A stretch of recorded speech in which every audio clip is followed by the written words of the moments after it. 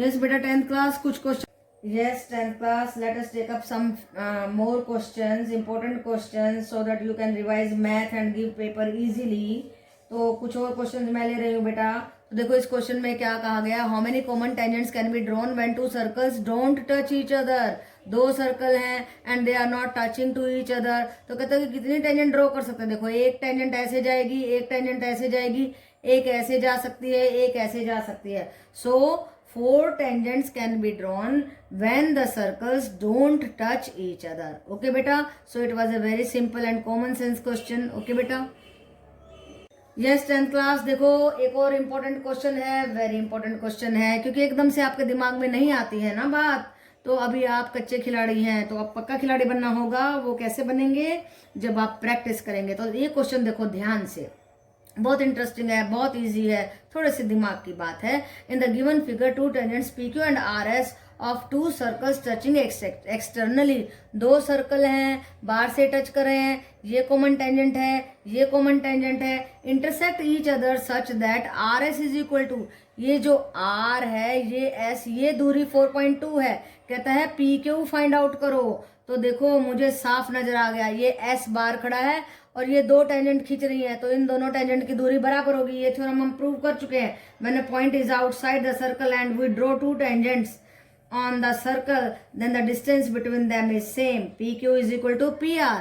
तो हमने वही लगा दी theorem. SR is equal to SQ. SR is equal to SQ, that is equal to 4.2. Right बेटा. तो SQ आ गया 4.2. इसी तरीके से S is a point which is standing outside the circle B, and so SP is equal to SR, therefore SP will be 4.2. so PQ क्या बन जाएगा? PQ है क्या हमारा? PQ है क्या? SQ, yes, दोबारा से लिखते हैं. SQ plus SP, that is equal to 4.2 plus 4.2 and that is equal to 8.4. so देखो कितना इजीली हमने कर लिया.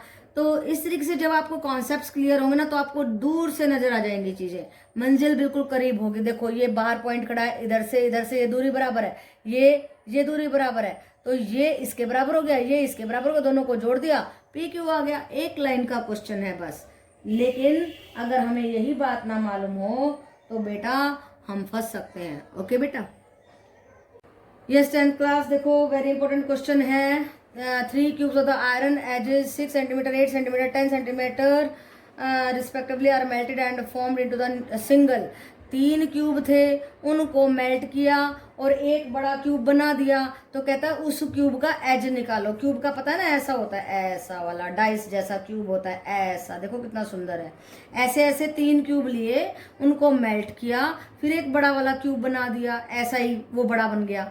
तो कहता है उसका एज निकालो. तो हमने क्या किया, इसका वॉल्यूम, इसका वॉल्यूम, इसका वॉल्यूम. वॉल्यूम क्या होता है? L cube. 6 into 6 into 6 that is 216. 8 into 8 into 8 that is 512 centimetre cube. Cube volume निकालते तो क्यूब में आता है. 10 इंटू 10 इंटू 10 1000 क्यूब. अब इन सबको जोड़ दिया तो ये आ गया हमारे बड़े वाले क्यूब का वॉल्यूम. अब इसके फिर से टुकड़े करेंगे. देखो ऐसे ऐसे टुकड़े करते जाओ. 3, फिर 3 का बना दो 1, फिर इस वाले 3 6 थे, इसका 1 बना दिया. 2 6 जा 12 आ गया. ये देखो इस तरीके से जो है क्यूब रूट निकालते हैं. स्क्वायर रूट में 2 टुकड़े निकालते हैं और क्यूब रूट में 3 का 1 बना देते हैं. राइट बेटा. तो ये 12 सेंटीमीटर आ गया हमारे नए क्यूब का एज. यही हमें निकालना था. तो इसलिए क्वेश्चन बिल्कुल आराम से आ सकते हैं, बहुत ही सिंपल है. और थोड़े से कॉम्प्लिकेटेड है कि बच्चा घूम जाएगा कि अरे मेल्ट कर दिया, मैं क्या निकालूं, एरिया निकालूं, वॉल्यूम निकालूं. नहीं, वॉल्यूम निकालना है. ओके बेटा. यस 10th क्लास, देखो प्रोबेबिलिटी का एक और क्वेश्चन ले रही हूँ. From a well shuffled pack of the cards a card is drawn at random, find the probability of getting a black queen. तो देखो कितनी क्वीन होती हैं बताओ? 4 होती हैं. तो फेस कार्ड 4 होते हैं, तो ब्लैक क्वीन 2 होती हैं. तो number of the black queen हो गया 2. Total number of the cards 52. तो फेवरेबल प्रोबेबिलिटी क्या होती है? Favourable event by total event 2 by 52 that is equal to 1 by 26. Right बेटा. तो कार्ड्स का आपको मालूम ही है 0 1 2 3 4 5 6 7 8 9 नंबर होते हैं. और 4 जो है हमारे फेस कार्ड होते हैं. इस तरीके से कार्ड्स की नॉलेज लेना जरूरी है। इस तरीके से एक ये होता है और एक आपका इस तरीके से होता है, एक इस तरीके से होता है और एक और शेप होती है, हाँ ट्री की शेप होती है वो। तो ये 4 शेप होती है, इनके 13 कार्ड होते हैं ऐसे 13, ठीक है। तो 13 इंटू 4 हो करके 52 total number of the cards होते हैं, टोटल नंबर ऑफ कार्ड्स। तो कार्ड्स की नॉलेज ले लेना। तो जिसकी भी वो पूछे 26 होते हैं आपके ब्लैक और 26 होते हैं रेड, राइट बेटा। तो इस तरीके से आपको काम करना है, कार्ड्स की नॉलेज लेनी है। प्रोबेबिलिटी में आपके कार्ड्स के क्वेश्चन मोस्टली आ जाते हैं। ओके बेटा, यस 10th क्लास। देखो प्रोबेबिलिटी का क्वेश्चन आ गया। अ कॉइन इज टॉस्ड ट्वाइस, 2 बार उछाला गया। What is the probability of getting both heads? तो 2 बार उछाला गया है, हेड हेड आ सकता है, टेल टेल आ सकता है, हेड टेल आ सकता है, टेल हेड आ सकता है। तो हमारे टोटल आउटकम कितने हुए? 4 हुए। और probability of getting both head, कि दोनों के दोनों हेड आ जाएं, तो वो तो एक ही चांस हुआ ना। तो फेवरेबल इवेंट हमारी एक हुई, टोटल इवेंट कितनी हुई? 1 2 3 4, 4 हुई। तो प्रोबेबिलिटी क्या है? Favourable event by total event. तो हमारा आंसर आया 1/4। ओके बेटा, तो बहुत ही सिंपल क्वेश्चन था ये। Yes 10th class. देखो अभी पोलिनोमियल का क्वेश्चन आ गया है। From a quadratic polynomial one of the whose zero is 4, एक जीरो तो 4 दे दिया है, sum of the zero is 4 दिया और एक जीरो ये दिया है। तो सम में हमने इस एक रूट को रख दिया तो दूसरा रूट आ जाएगा 2 माइनस रूट 5, ठीक बात है ना। सम में से एक रूट को घटा देंगे तो दूसरा रूट आ जाएगा, एक रूट ये हो गया, एक रूट ये हो गया। सम ऑफ द रूट दे रखा है, प्रोडक्ट ऑफ द रूट निकाल लेंगे दिस इंटू दिस करके। ये देखो एक बार जुड़ रहे हैं एक बार घट रहे हैं, ए स्क्वायर माइनस बी स्क्वायर वाला फॉर्मूला लगा दिया।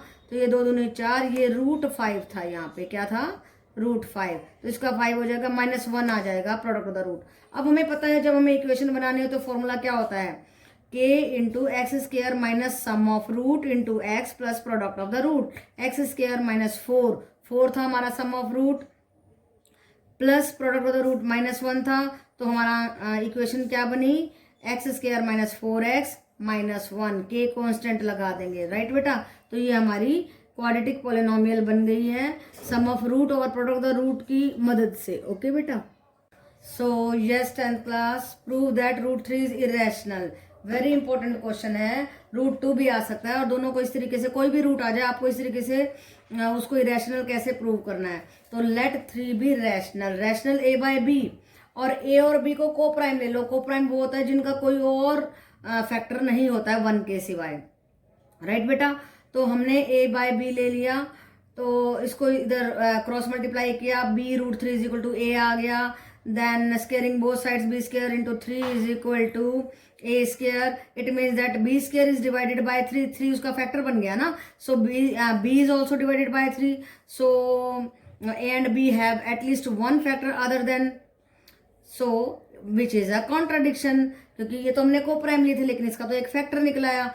सो कॉन्ट्राडिक्शन आ गई। सो रूट 3 को रैशनल की बजाय क्या होना पड़ेगा? इरेशनल। ओके बेटा, यस 10th क्लास। अब हमें क्या करना है? Find out the area of the quadrant of a circle whose circumference is 44। Circumference होता है पूरा नाप सर्कल का, वो होता है 2πr। तो यहाँ से हम r निकालेंगे, 2 इंटू पाई 22/7 एंड और पाई भी हमें कुछ भी यूज करने के लिए नहीं दिया है, तो हम 22/7 आराम से यूज कर सकते हैं, राइट बेटा। अगर वो कहता कि आपको 3.14 यूज करना तो वही यूज करना पड़ेगा।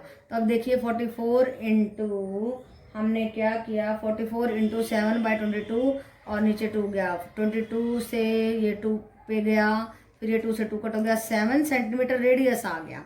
एरिया तो क्वाड्रेंट ऑफ ए सर्कल निकालना है। इस क्वाड्रेंट का आपको पता ही है क्या होता है? θ/360 इंटू πr², राइट। और वैसे भी क्वाड्रेंट क्या होता है? 1/4 ऑफ द सर्कल होता है, तो 1/4 ऑफ द πr² भी लगा सकते हैं अगर फॉर्मूला भूल जाए तो 90/360, तो ये आ गया 1/4, राइट। आगे ना फिर से 1/4, 22/7 इंटू 7 इंटू 7, इसको कट करेंगे तो आएगा हमारा 2 2 और ये आया 11, 7 से 7, 77/2 यानी कि 38.5 सेंटीमीटर स्क्वायर। तो ये आ गया हमारा area of A quadrant of a circle. Okay बेटा, 10th class. It's a very very important question, very very important question, very very. तो देखो कहता है in equation this 1 plus m square into x square plus 2mcx plus c square minus a square equal to 0 has two equal roots, then show that। कहता है अगर equal roots है तो ये कंडीशन को प्रूव करके दिखाओ। अब आपको पता है ये क्वाड्रेटिक इक्वेशन के इक्वल रूट्स कब होता है, when b square minus 4ac equal to 0 के बराबर होता है। तो इस इक्वेशन में बी स्क्वायर माइनस 4ac निकालेंगे। बी ये है, देखो ए बी सी, ये बी है हमारा 2mc का square minus 4a 1 plus M square, C हो गया c square minus a square. अब इसको सॉल्व करेंगे, देखो इसका स्क्वायर करेंगे तो 4m square c square minus 4 into इन दोनों को मल्टीप्लाई करके ये आ जाएगा। फिर हमने क्या किया, 4 into c square minus a square को ऐसे रख लिया, and 4 into m square c square plus 4 into a square m square. इस 4m स्क्वायर सी स्क्वायर से ये कट गया और बचा हुआ पार्ट क्या हुआ, -4 था ना, तो इसको इधर ले आए क्योंकि ये 0 के बराबर है। 4c square minus a square and 4a square m square. अब देखो ए की टर्म्स को इकट्ठा कर लिया मैंने, ए स्क्वायर को कॉमन ले लिया, 1 plus M square is equal to c square. यही कंडीशन हमें प्रूव करनी थी और यही हमने प्रूव कर दिया। ओके बेटा, तो बहुत इंपॉर्टेंट क्वेश्चन है। जब इस तरह का क्वेश्चन आ जाए कि इक्वल रूट्स हों या फिर आपके रूट्स जो है रियल हो तो ग्रेटर देन 0 करके दिखाना पड़ेगा। ये इक्वल टू 0 कर दिया हमने और फिर इसका कंडीशन निकाल के दिखा दी कि इक्वल टू रूट्स जब होंगे जब ये सी स्क्वायर इसके बराबर होगा। ओके बेटा, यस 10th क्लास। देखो बिल्कुल कंस्ट्रक्शन की छोटी सी बात है। कहता है in the given figure find the ratio in which line segment A B is divided by the point C.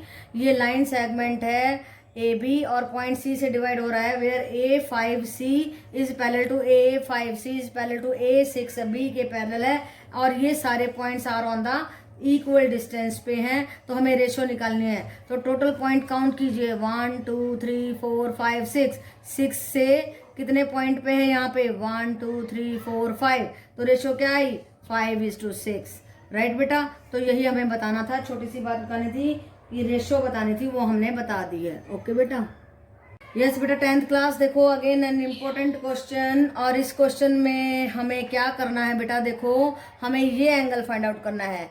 ये 130 हमें दिया हुआ है in the given figure AOB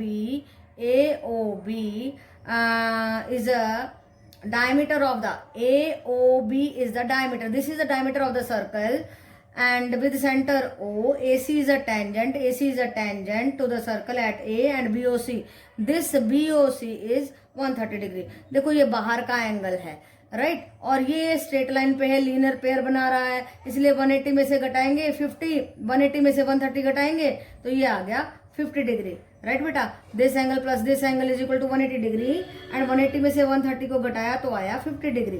right बेटा, नाउ अब हमें पता है कि जब सेंटर से किसी टेंजेंट पे हम लाइन ज्वाइन करते हैं तो ये 90 डिग्री का एंगल बनाता है, ये हमारी थ्योरम है। राइट बेटा, जब ये 90 डिग्री का एंगल बनाता है, दो एंगल हमें मालूम हो गए, किसके, इस ट्राइंगल के, AOC ट्राइंगल के। एंगल सम प्रॉपर्टी लगा दी, देखिए 90 plus 50 plus ACO is equal to 180 degree. तो इनको हमने जोड़ा तो आया 140, 180 में से 140 को घटाया तो एंगल आया 40 डिग्री। तो ये एंगल हमें निकालना था और यही आ गया हमारा 40 डिग्री। तो देखो वैसे 2 मिनट में मुझवानी निकाल सकते हैं। 180 में से घटाया 50, ये 90, इन दोनों को जोड़ा 140, 180 में से घटाया 40। राइट बेटा, तो लेकिन थोड़ा सा हमें प्रोसेस फॉलो करना पड़ता है, तो इस तरीके से आपको लिखना है और प्रॉपरली बताना है कि ये लीनियर पेयर है, ठीक है, और यहाँ पे हमने एंगल सम प्रॉपर्टी लगाई है, इस तरीके से, ताकि एग्जामिनर को पता चले कि भाई हमें हर चीज की नॉलेज है। ओके बेटा, और आप ये थ्योरम भी बता सकते हैं कि यहाँ से जो है टेंजेंट पे ये परपेंडिकुलर ड्रॉ करते हैं, तो ये रीजन भी हमें देना है। तो हमें बिल्कुल पूरी जानकारी देनी होती है एग्जामिनर को। अगर आप रफ 2 लाइन में कर देंगे तो मुश्किल हो जाएगी। ओके बेटा।